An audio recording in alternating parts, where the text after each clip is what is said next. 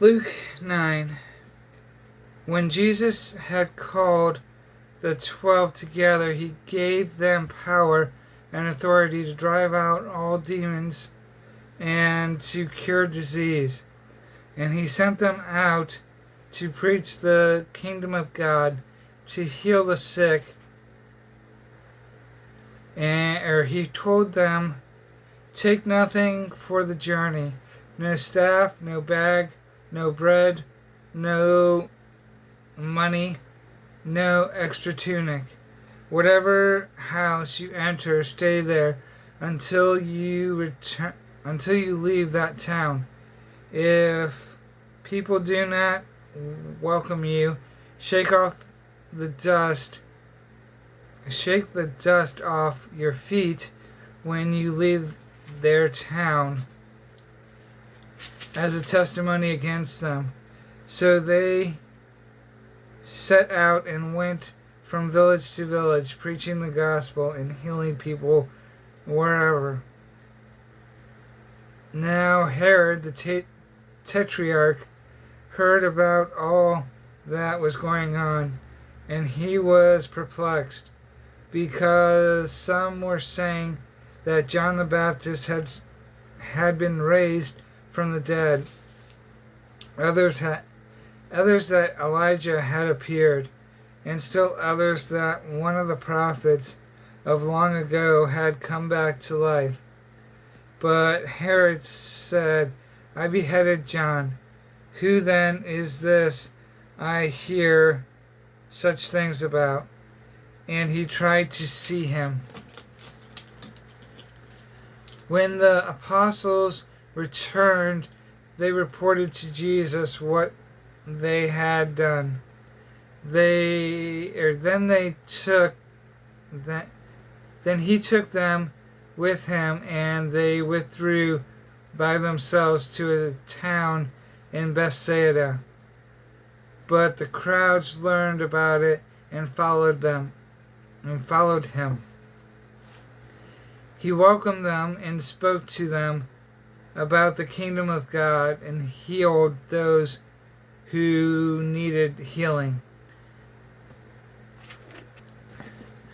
Later in the afternoon, the 12 came to him and said, send the crowd away so they can go to the surrounding village and countryside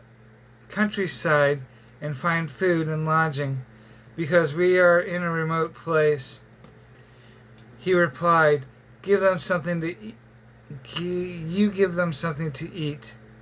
They answered, we have only 5 loaves of bread and 2 fish, unless we go and buy food for all this crowd.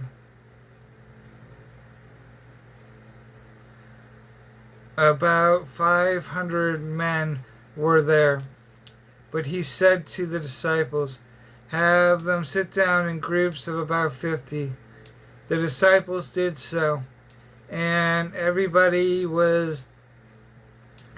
sat down. Taking the 5 loaves and 2 fish, and looking up to heaven, he gave thanks and broke them. Then he gave them to the disciples to set before the people. They all ate and were satisfied, and the disciples picked up 12 baskets full of broken pieces that were left over. Once, when Jesus was praying in private and his disciples were with him, he asked them, Who do the crowds say I am? They replied, some say John the Baptist, others say Elijah, and still others that one of the prophets of long ago has come back to life. But what about you? He asked. Who do you say I am? Peter answered, the Christ of God. Jesus strictly warned them not to tell this to anyone, and he said, the Son of Man must suffer many things and be rejected by the elders, chief priests, and teachers of the law, and he must be killed on the third day. He must be killed, and on the third day be raised to life. Then he said to them all, if anyone would come after me, he must deny himself and take up his cross daily and follow me. For whoever wants to save his life will lose it, but whoever loses his life for me will save it. What good is it for a man to gain the whole world and yet lose or forfeit his very self? If anyone is ashamed of me and my words, the Son of Man will be ashamed of him when he comes in his glory and in the glory of the Father and of the holy angels. I tell you the truth, some who are standing here will not taste death before they see the kingdom of God. About 8 days after Jesus said this, he took Peter, John, and James with him and went up onto a mountain to pray. As he was praying, the appearance of his face changed, and his clothes became as bright as a flash of lightning. 2 men, Moses and Elijah, appeared in glorious splendor, talking with Jesus. They spoke about his departure, which he was about to bring to fulfillment at Jerusalem. Peter and his companions were very sleepy, but when they became fully awake, they saw his glory and the 2 men standing with him. As the men were leaving Jesus, Peter said to him, Master, it is good for us to be here.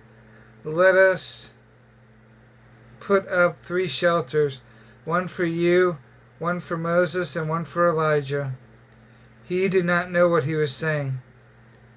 While he was speaking, a cloud appeared and enveloped them, and they were afraid as they entered the cloud. A voice came from the cloud saying, This is my Son, whom I have chosen. Listen to him. When the voice had spoken, they found that Jesus was alone. The disciples kept this to themselves and told no one at that time what they had seen. The next day, when they came down from the mountain, a large crowd met him. A man in the crowd called out, Teacher, I beg you to look at my son, for he is my only child. A spirit seizes him, and he suddenly screams. It throws him into convulsions so that he foams at the mouth. It scarcely ever leaves him, and is destroying him. I begged your disciples to drive him out, but they could not do this. But they could not. O unbelieving and perverse generation, Jesus replied, how long shall I stay with you and put up with you? Bring your son here. Even while the boy was coming, the demon threw him to the ground in convulsions.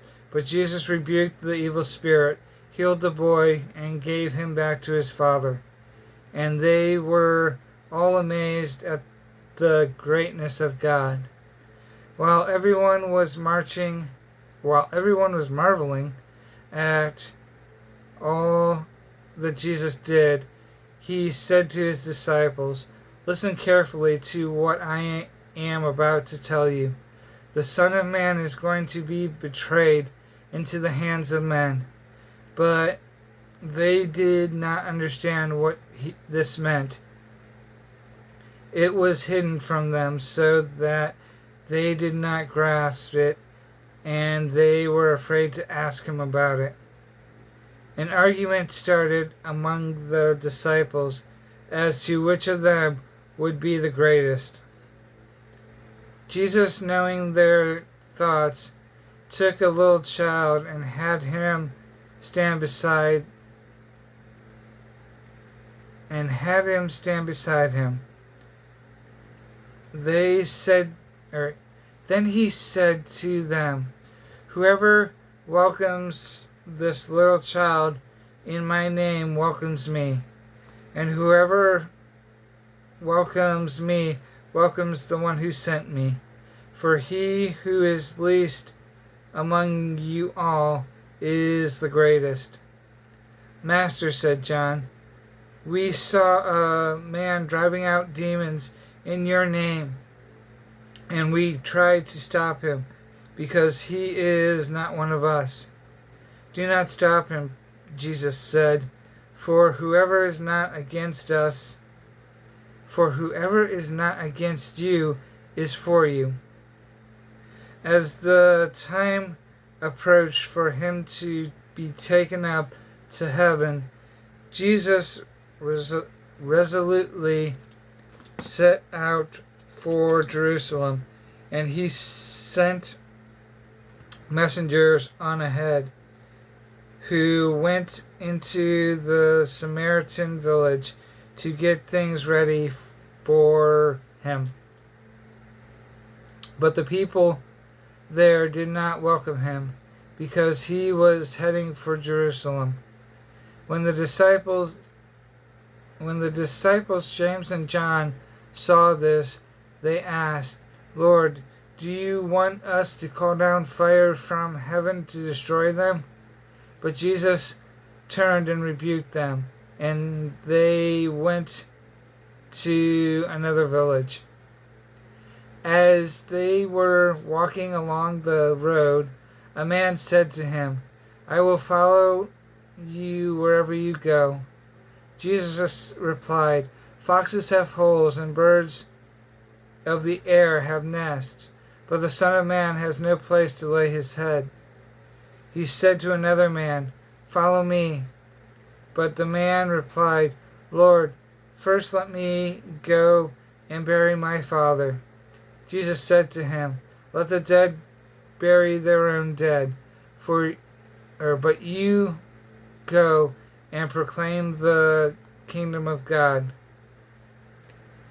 Still another said, "I will follow you, Lord, but first let me go back and say goodbye to my family." Jesus replied, "No one who puts his hand to the plow and looks back is fit for service in the kingdom of God."